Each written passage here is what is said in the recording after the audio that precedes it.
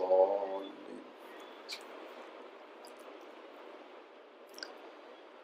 أفوض أمري إلى الله إن الله بصير بالعباد ولا حول ولا قوة إلا بالله العلي العظيم حسبنا الله ونعم الوكيل نعم المولى ونعم النصير أعوذ بالله من الشيطان الرجيم بسم الله الرحمن الرحيم الحمد لله رب العالمين بارئ الخلائق أجمعين والصلاة والسلام والتحية والإكرام على النبي الأمي المكي المدني القرشي الهاشمي الذي سمي في السماء بأحمد وفي الأرض بأبي القاسم محمد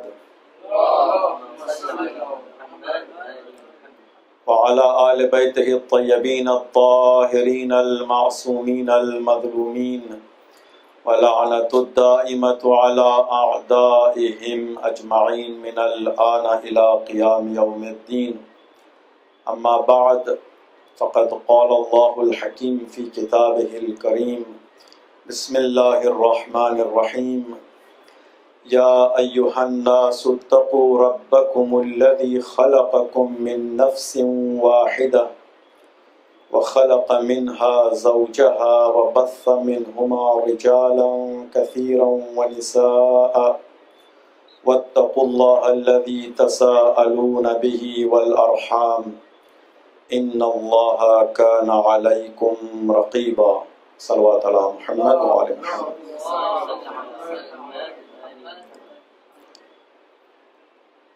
Allah subhanahu wa ta'ala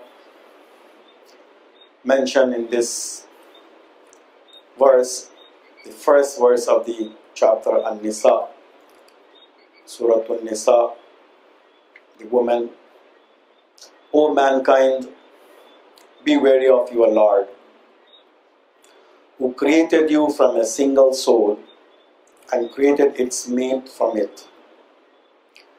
And from the two of them scattered numerous men and women. Our topic we are discussing, our main topic is family structure in Islam. As we mentioned, it is a very hot topic and it's very much needed for our society across the world. And in subtitles we were discussing about the spouse selection, which is most important part of constructing a family, establishment of a family. In that, we came to discuss about the criterion of spouse selection. What criterion we need to follow to select the spouse.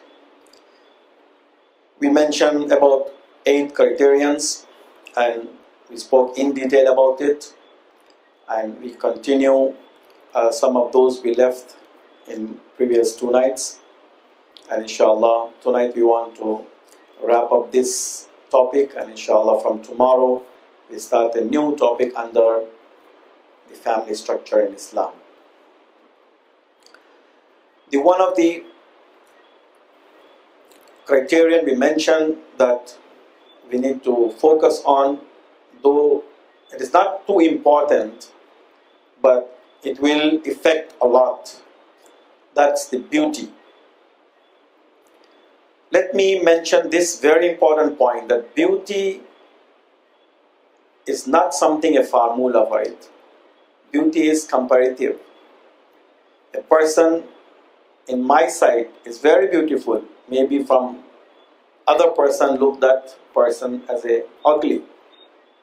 So each person has his or her own point of view about this comparative factor.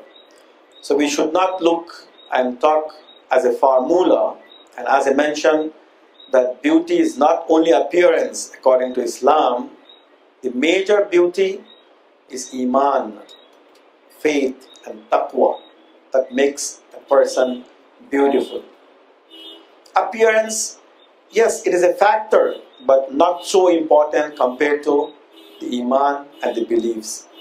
Quran mentioned, and Quranic point of view is very clear in this regard. And fortunately, one of the verses talking directly about the love and beauty. And this beauty is not appearance. Quran says, "Inna alladhina amanu wa amilu salihat sayaj'alu lahumur rahmanu wudda." Surely, as for those who believe and do good deeds, so these are both the conditions. Only belief is not enough. We need to perform according to our beliefs. So we have to do good deeds. Those who believe and do good deeds, for them will Allah bring about love. So the attraction, we are expending so much of money, unfortunately, on beautifying ourselves. And that beauty is temporary. And that beauty is not well recognized in Islam. So instead of that, if we invest in our faith, strengthening our iman, we possess the better beauty. Especially I recommend my sisters. There is a beautiful hadith. If you want to have a nur and light on your face, which is all women like it, the best prescription is being in the state of wudu. Make wudu. As you break wudu, make another wudu. Alhamdulillah, Guyana is land of many waters. We are wasting a lot of water. But instead of wastage, make wudu. That's the best, what you call the cosmetics to increase our light on our faces. Obviously, it is not only for women, for men also the same prescription. And also the wudu carries different blessings as well, and lots of mercy we can attract, like increase in sustenance. We have to stop complaining, and we have to start blaming ourselves if we are lacking something in our lives. If we perform according to prescriptions prescribed by Islam and Quran, definitely we may have a very much harmonious and prosperous life and successful life. So we need to follow on, and the best beauty is the iman and faith. The one who performs wudu, definitely her and his face look much better and attractive than the one who spend a lot of money on cosmetics and go to beauty parlor. In Islam, the concept of this business of beauty parlor is not much encouraged. Yes, it is not haram as well. It is mentioned that for women, it is good to lengthen their nails. Keep their nails more lengthy compared to men. It is not recommended for men, because nails also a part of beauty. But conditional, you need to maintain the cleanliness of it. You need to maintain, while you are making wudu, make sure that water goes all parts of your fingers. And also beautifying hairs, beautifying other parts of your body. It is recommended conditionally that you have to beautify yourself. For who? Only for your husband and your mahram, not for others. This is something which is discussed in Islam, and I think we don't need to go much deep in this regard. And most of these things are naturally, by instinct nature, we can understand, we can sense. We don't need to get more recommendations. And one more verse of the Holy Quran mentioned here, it's very important point, that whatever we possess is temporary. It will go out today or tomorrow.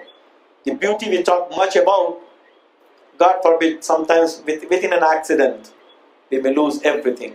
The wealth, we may lose with one maybe disease. Nowadays, the cancer, the Ebola, these things comes. How much wealth we have, no matter, we end up spending all of that just because we want to make sure that we live longer. So these things, what we have, what we possess, is temporary. We're not supposed to be, make ourselves proud of it. We have to think about something which remains permanent. مَا عِنْدَكُمْ يَنْفُدْ وَمَا عِنْدَ اللَّهِ بَاقٍ. What is with you possess away, finishes, And what is with Allah is enduring. It will remain. So what we send forth for Allah subhanahu wa ta'ala, it will remain for us. With multiplication, we receive it. So it's better to focus more on our inner beauty instead of focusing on our outer and appearance, inshallah. The seventh criterion we need to focus more is knowledge and education. There should be a compatibility in that. If someone is highly educated, the other person is less, maybe illiterate, then it is hard to run the life, the marital life. But there are some exceptions, and maybe there is a beauty in it. Like a husband is highly educated, he can start educating his wife. The marriage brings and attracts blessings. One of those blessings may be education, teaching and learning. And if the wife is highly educated and husband is not educated, they can start educating. We should not feel shy in learning and teaching. And we should promote this culture of learning and teaching in our society, and which start from our family itself. Why not we can start from our own family? It is mentioned that our noble Prophet sallallahu alaihi wasallam had several wives, right? One of these, his wife is who? Lady Aisha.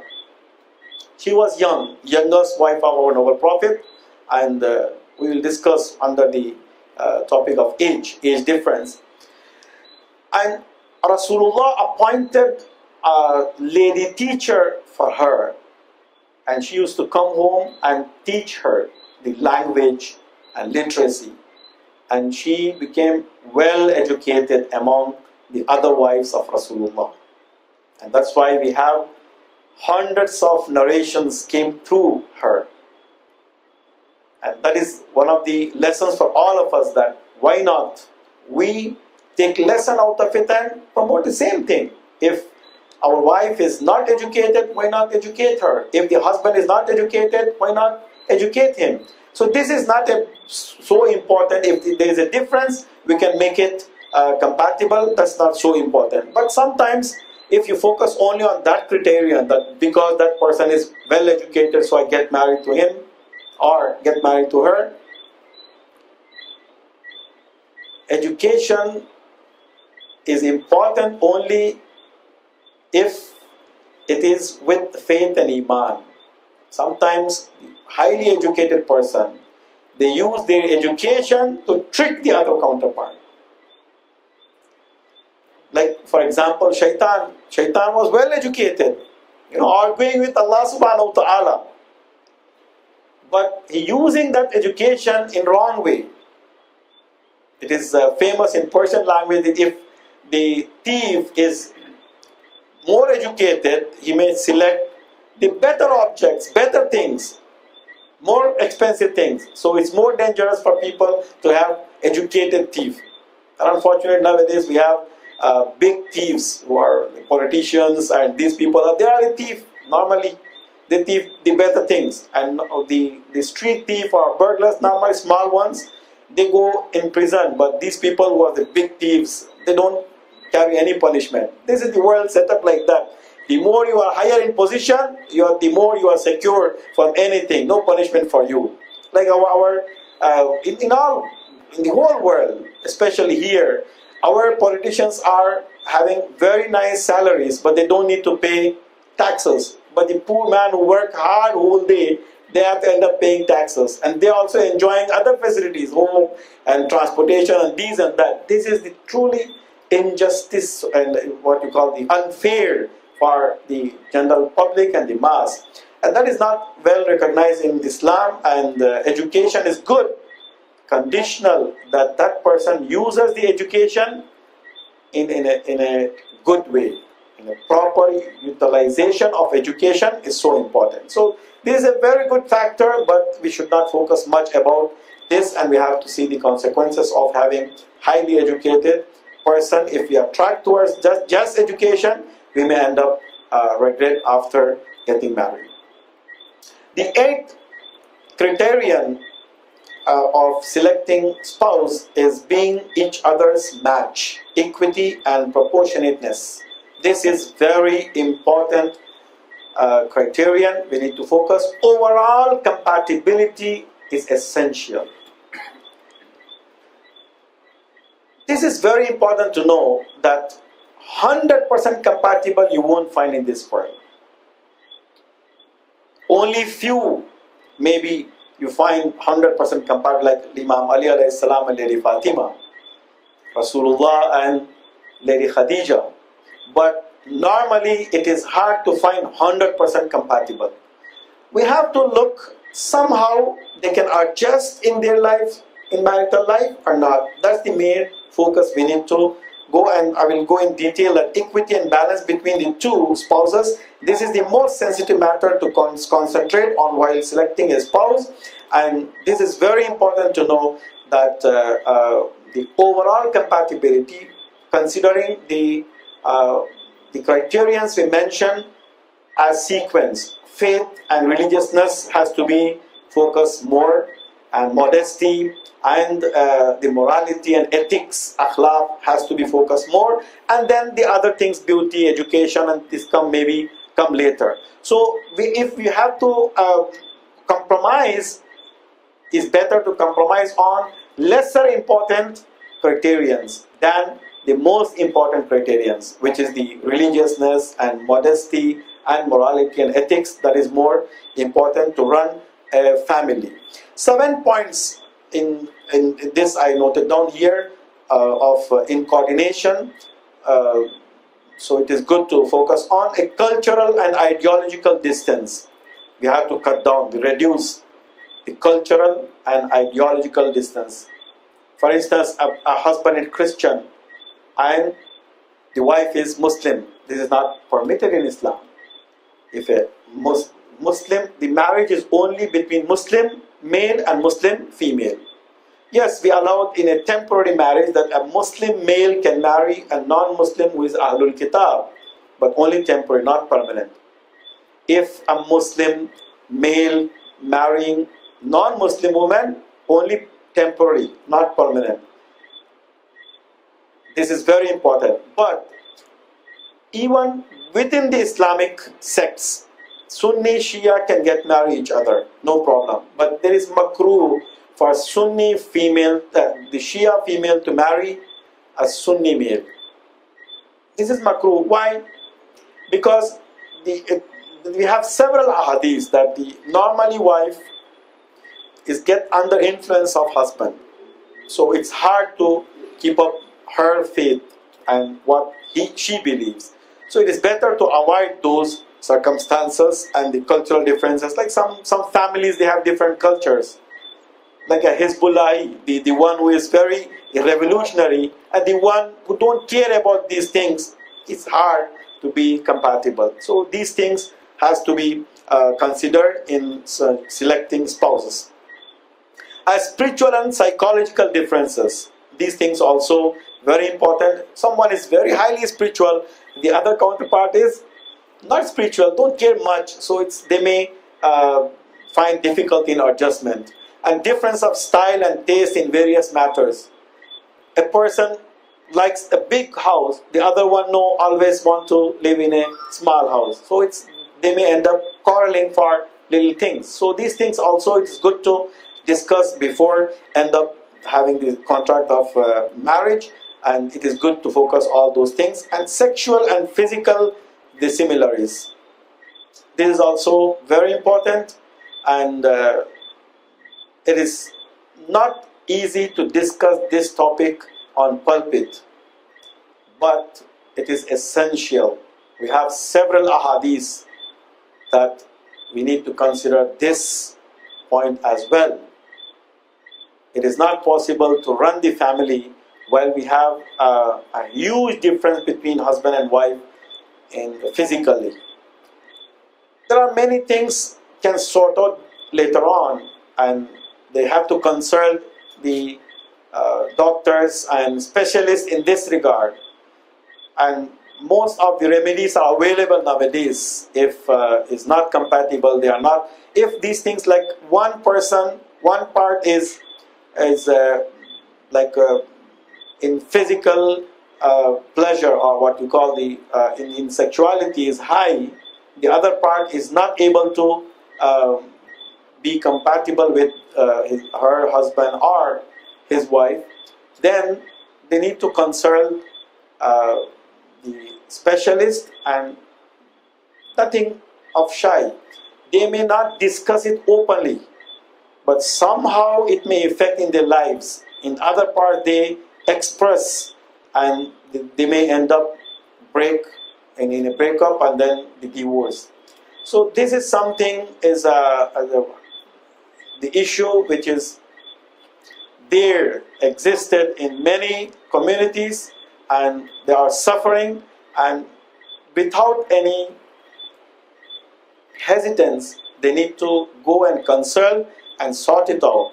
And before that, if they know, they can predict, it's better to avoid such things. I can't go further, and I think it's easy to understand.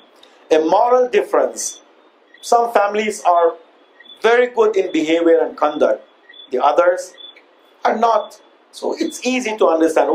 That's why it is better to select your spouse in known families.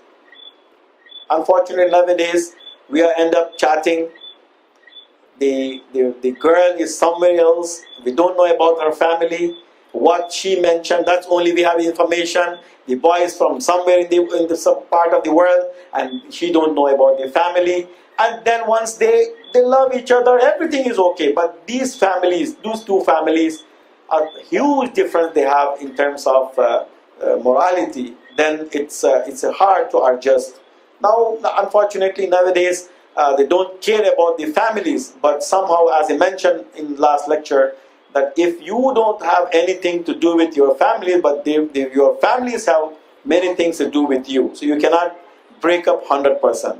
And also a beauty problem, that's also considerable, a difference with respect to the families of each other. These are the things we already discussed in last night, and we don't need to go in detail. Some ahadith I want to mention, so we can relate somehow with Islamic perspective regarding this. A man questioned the Prophet of Islam sallallahu alaihi wasallam, whom must we marry? He replied, Akifa. Kuf is equal part, not 100% equal, meaning they can be compatible with each other. They can understand each other. Somehow they are equal to each other. Those suitable, good matches. He asked, who are suitable matches? Prophet responded, Al-mu'minuna ba'duhum akifa'u ba'd. See, the iman, the faith is in high priority in Islam. You can compromise with any other criterion, but in terms of iman, it is hard. I will mention later on that there are some exceptional cases that is also conditional. Some of the believers are the matches of each other. The question, can it not be that a faithful and religious person marries an irreligious spouse and guides her?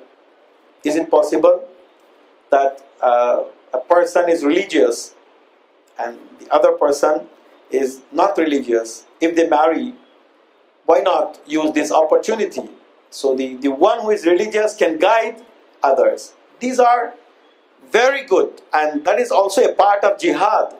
Sometimes getting married itself is a tool and weapon to propagate Islam. You know, if we have Islam in Africa, Islam in China, Islam in Thailand and Far East Asia, is because of the major factor is marriage. A person travel there, a Muslim businessman travel there and get married, and with the influence of travel, the entire family embrace Islam. That's how we have so many Muslims across the world. One of the factors to attract people towards Islam is marriage. How come Rasulullah married? One of the philosophy behind the several marriage of Rasulullah is to attract the entire clan. He married to particular clan from that, and the entire clan attracted to Islam. So in the early stage of Islam, it was a very much needed part, because the Arabia was this strongly, the tribal society. So each person, the head of the tribe, if they attract to Islam, the whole tribe will attract to Islam. So even now we have in several places like that a person who controls like many families, and if he attracted to Islam, everybody attract to Islam. That's very important. And this is the condition, is that the person who want to educate other counterpart towards Islam, he has to be well equipped with knowledge and capacity. If a Muslim is not having capacity and trying to get married a non-Muslim, and he want to educate about Islam and turn towards Islam, sometimes end up he losing the faith, because in influence in the marriage is vital. A husband can influence a lot, and a wife can influence as well. So, and instead of the person teaching the Islam and attracting towards Islam, he may or she may end up losing her or his faith. So this is very important, but conditional, that we need to well equip first. Otherwise, it is not good to go for these differences. And also we have a hadith by Imam Jafar al-Sadiq alayhi salatu wassalam, and it said, an intelligent and wise someone must not to be placed except beside a sage and wise man, in cultural and mental compatibility. And also we have the moral compatibility. You know, the two incidents I come across in the history, that you know, this Zayd bin Haritha. Zayd bin Haritha was adopted son of Rasulullah. The only name of this ashab mentioned in Quran is Zayd. He was faithful, he was right, and his wife was also not having problem. Zainab, her name was Zainab, but in terms of moral understanding, they had differences, huge differences, until it became the Prophet of Allah advised them to separate, because they were not able to adjust.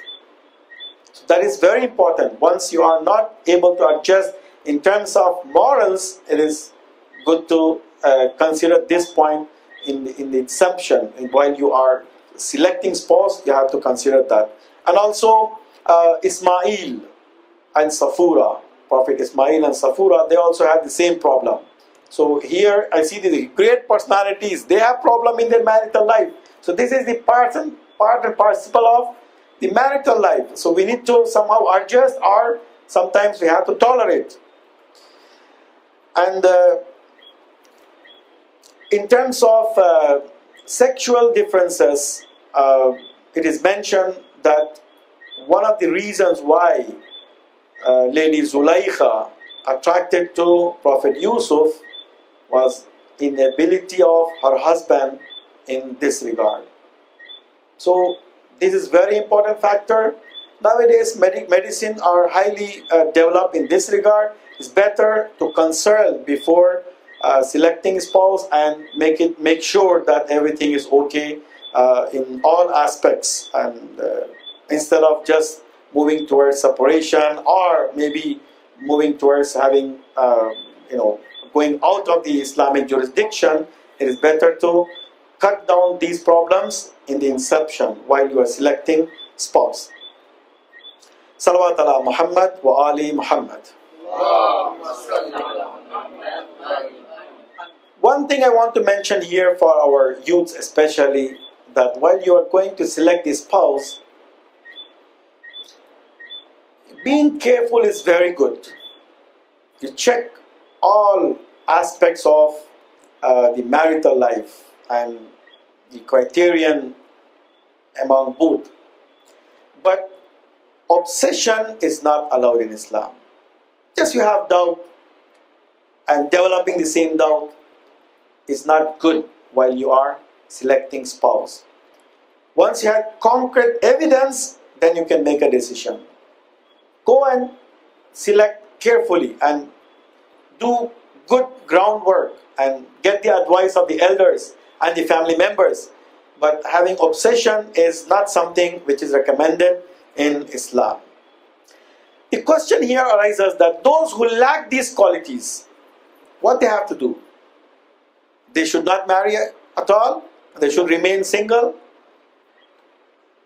By this discussion we can understand that most of these, we never ask to be compatible 100%, right? So most of them they can find. The one who is a highly religious should get married to religious. The one who is a lower religious they can find a similar one. Culturally as well, they can find the similarities of themselves. Only few remains, but they have to find the similar ones, as it is mentioned that what is the English example of the flies in the same flock, something in the birds, the same birds flies. Say again. Yeah, birds of a feather flock together. So it is good to find someone who is compatible with you. You can run the family with that, and you can continue your marital life and enjoy it. Before selecting spouse, it is good to be careful. Now, in case you selected already and you end up with someone who is not compatible with you, what you should do? Suddenly you have to go for separation, divorce? This is not recommended in Islam. My dear brothers and sisters, this is the very important issue I want to discuss. We have lots of problems in our societies. We are less tolerant towards this regard, that if we see something, suddenly we take reaction. We take decisions. We separate. We divorce. This is not recommended in Islam. We have to try different ways to correct the other side.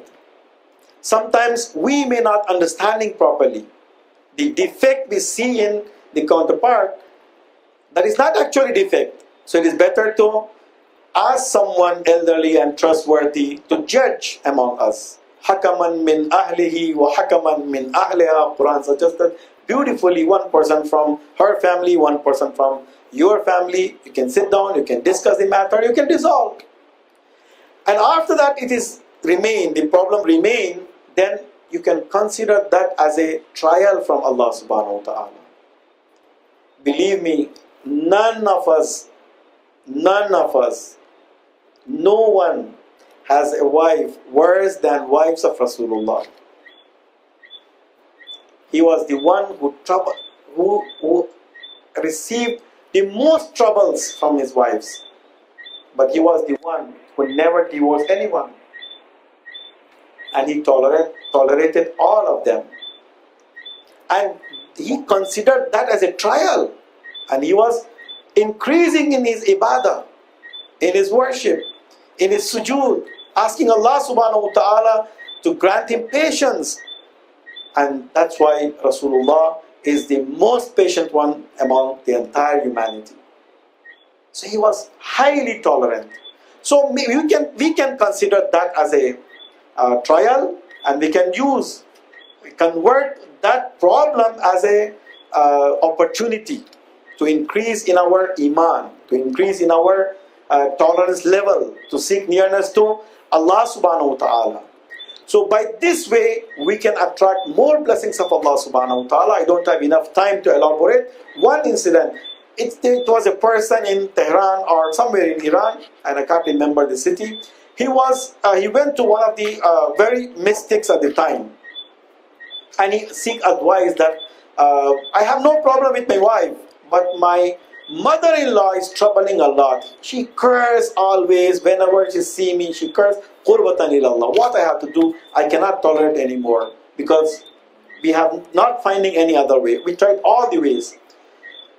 What the mystic advised him: whenever your mother-in-law starts cursing you, go and kiss her hand. You just listen. You just smile. Don't say anything. Don't reply back. And he said that once he entered home, and on the yard she was there. As soon as she saw him, she started cursing. Suddenly he went closer to her. She afraid, she was thinking that he may coming to hit her. But she took her hand and kissed and said, "Thank you very much. Whatever you want to say about me, you are allowed. You are free to say. I have no problem. Because you are elder, you are like my mother." And he mentioned that affected in her a lot. And after a while, he saw the changes in her. And as soon as he did this and came out of home, he saw sometimes the mukashafa we call. Sometimes you are not sleeping, you are not dreaming, but you see something like you are dreaming. He saw two persons came out from his body, like two persons moving away. He multiplied himself into two. And so one person, like a bad person, moving towards one direction, the other person light, moving towards home back. And he realized that, oh, if I go back home and tolerate her, it means I can achieve the higher ranking in terms of spirituality. So he returned back home. And he replied back to her that you can say anything. I have no problem, I have no complaint. After a while, she became very closer to him, and she started honoring him and respecting him. So by our attitude, by our behavior, seeking help from Allah subhanahu wa ta'ala, we can turn the situation. A problem can be turned into an opportunity. And that is what Islam suggested. And this is not something which everyone can do, but we need to develop that kind of capacity within ourselves. Recite Salawat ala Muhammad wa ali Muhammad. Today was the 4th day of Muharram, and normally we talk about the two great companions of Imam Hussain alayhi salatu wasalam. You know that in Karbala, all the companions of Imam Hussain was competing each other towards the achieving martyrdom. And some of them were expressed their behavior in the plains of Karbala. They never expressed such behavior before. Like Habib ibn Mazahir. Habib ibn Mazahir was a jurist. He was in Kufa and he was very much famous. He was friend of Imam Hussain because the age gap was not much, and they were friends from the childhood. And he was there in Kufa, and he came to Imam Hussain after receiving letter from Imam Hussain. You know, Imam Hussain, if he is writing letter to someone, it means a lot. It shows the dignity of that personality. He never wrote letters to everyone. Only selected persons received letter from Imam. And Imam wrote a letter to him that, oh Habib, your friend is in danger. Islam is in danger now. Islam need your help. You need to come down so you can help here. As soon as Habib received this letter, I don't want to go in detail, he never missed the opportunity. I did mention once that all the roads entering towards Karbala was blocked. It was sieged, 100% sieged. No one was allowed to enter into Karbala to assist Imam Hussain, to join the camp of Abu Abdullah. But ways coming out from Karbala was open. They wanted to minimize the supporters of Imam Hussain by this strategy. You can imagine how Habib ibn Mazahir was able to penetrate and enter into camp of Abu Abdullah Hussain in that situation. It means if you determine to do something, you can do so. The passion, the motivation, once you have an iman, once you increase in yourself, you can do wonders. And Habib did wonders, and he joined the camp of Imam Hussain alayhi salatu wasalam. It is narrated that in the night of Ashura, everyone was getting ready for martyrdom, to achieve martyrdom, because it was known that tomorrow, the 10th of Muharram, is the last day for everyone. Habib ibn Mazahir, his attitude was somehow, because he was jurist, he never used to joke with each other. Because of his status, he never used to joke with each other. But on that night, it is narrated that the night of Ashura, he started joking with each other. A person came to him, Habib, what happened to you? We never saw you joking like this before. Something unusual happened to you? He said, you don't know what I'm looking. Tomorrow my place is high. I'm achieving high ranking. I'm over-exaggerated that I cannot control myself. So I'm joking, I'm kidding. I feel so much joy within myself that tomorrow I will shed my blood and sacrifice myself for Abu Abdullah Hussain, for Islam. and we achieve the martyrdom. And we see like the martyrs of Karbala was looking their position. Once the curtains removed from their eyes, and it was open for them, that they were waiting, and they were waiting for that moment, how they can pass this night and come tomorrow and they can enter.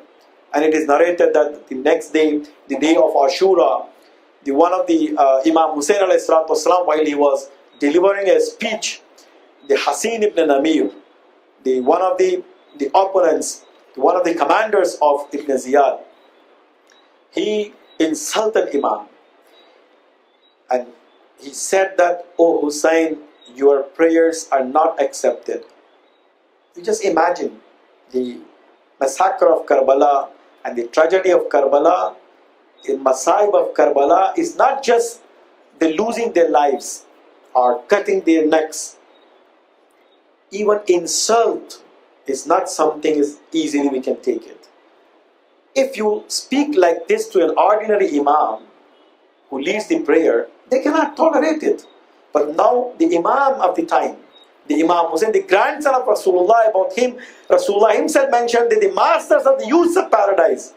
And he insulted him by these words that, "Oh Hussein, your prayer is not accepted." Then Habib ibn Mazahir was a jurist. He knew the condition that now prayer is not so important. Defending our imam is more important than this. He was about to leave the battlefield after taking permission from Imam Hussein, and one of the companions said, "Oh Habib, this is the time for prayer. Why not you pray and then go?" He said, "No, I will pray with Rasulullah in the Jannah.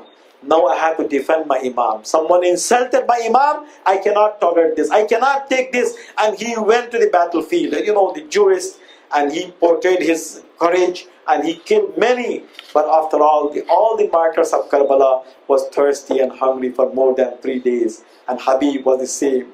And Habib ibn Mazahir, his age was not permitting him to tolerate anymore. And from one by one, from all the corners, they started attacking on Habib ibn Mazahir.